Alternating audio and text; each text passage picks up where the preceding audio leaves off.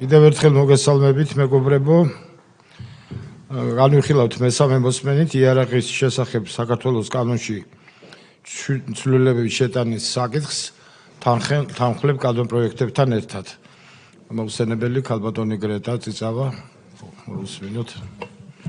მოგესალმებით, მესამე მოსმენით წარმოგიდგენთ საქართველოს კანონის პროექტს იარაღის შესახებ კანონში ცვლილების შეტანის თაობაზე.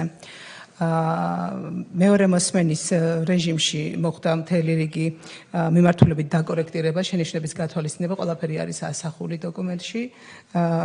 წარმოდგენილი კანონპროექტი მესამე მოსმენით არის მხოლოდ რედაქციული ხასიათის შენიშვნებია და თუ გინდათ გავიაროთ ბატონ თენგიზ.